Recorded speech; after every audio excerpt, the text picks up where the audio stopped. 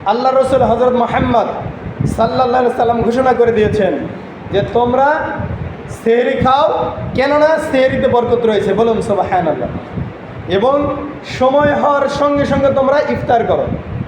এই যে সেহরি খাওয়া আর ইফতার করা, এর মাঝখানে যে সময় আমরা কি করি, সিয়াম সাধনা পালন করি। এমনও হতে পারে চোখ দ্বারা যেটা দেখা যায় ছিল না, অটোমেটিক সেটা চোখের মধ্যে পড়ে গেছে। যেমন আজকে যদি বাজারে যান অনেক কিছু দেখতে পাবেন। আপনি যদি যে কাজটা করা আমার যাওয়া শোচনীয় নয়, হয়তো বা ভুলক্রমে সেই জায়গায় চলে গেছি, যে হাত দ্বারা যেটা করা শোচনীয় নয় সেটা হয়তো বা হয়ে গেছে। এই যে ছোট ছোট ভুল ভ্রান্তিগুলো হয়, এই ভুল ভ্রান্তিগুলো হওয়ার কারণে আল্লাহ রসুল ঘোষণা করে দিয়েছেন যে তোমরা এর কাফারা আদায় করো, বলুন সুবহানাল্লাহ। আবার আরেকটা কথা বলছে যে সদকাতুল ফিতর, ফিতর শব্দের অর্থ ভেঙে চুরমার করে দেওয়া, ভেঙে চুরমার করে দেওয়া। কেন ভেঙে দেওয়া হয়? এই যে আমরা ইফতার করলাম, আজকে ইফতার করব, করার পর আগামীকালকে আর রোজা রাখবো না, কারণ সেই সময় আর নাই। এই যে সময় নাই, তার মানে কি আমি ভেঙে চুরে শেষ করে দিলাম, আর সময় নাই। এই যে ভাঙলাম, এই ভাঙাটাকে বলা হচ্ছে সদকাতুল ফিতর। সম্মানিত হাজিরিন, তাহলে এই কারণে যে সকল ব্যক্তি রোজা রেখেছেন, রোজা যার জন্য ফরজ ছিল, ওই সকল ব্যক্তিদের পক্ষ থেকে এই রোজার কাফারা হিসেবে পরিবারের প্রধান হলে প্রতিটা মাথার বিনিময়ে বর্তমান জামানায় অর্ধসা খেজুর অথবা জব অথবা কিশমিশ অথবা আঙ্গুর অথবা গম, এই জাতীয় খাদ্যবস্তুর বিনিময় করতে বলছে।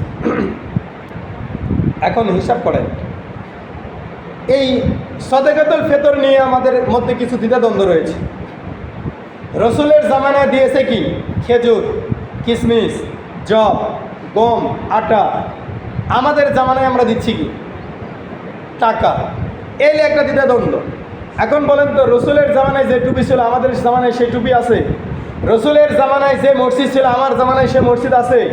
রসুলের জামানায় যে যোগাযোগ পদ্ধতি ছিল আমাদের জামানায় সে যোগাযোগ পদ্ধতি আইসান উন্নতি হয়েছে?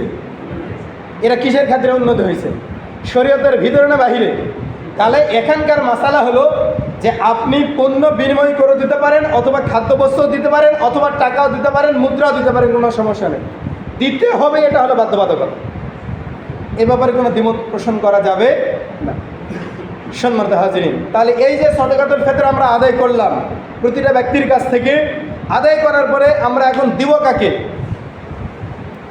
এই দেওয়ার ব্যাপারে আমাদের বাংলাদেশে অনেক মতানৈক্য রয়েছে।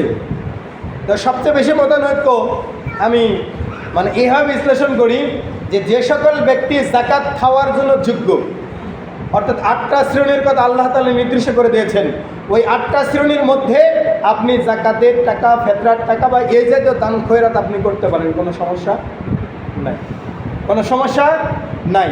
তবে যদি কোনো প্রতিষ্ঠান নিতে চায় বা নেয়, ওই প্রতিষ্ঠানে যদি ওই 8 শ্রেণীর কোনো ব্যক্তি থাকে তাহলে দেওয়া জায়েজ, এবং সেটার হিসাব থাকতে হবে আলাদা আলাদা। একত্র হিসাব থাকলে সেটা দেওয়া যাবে না।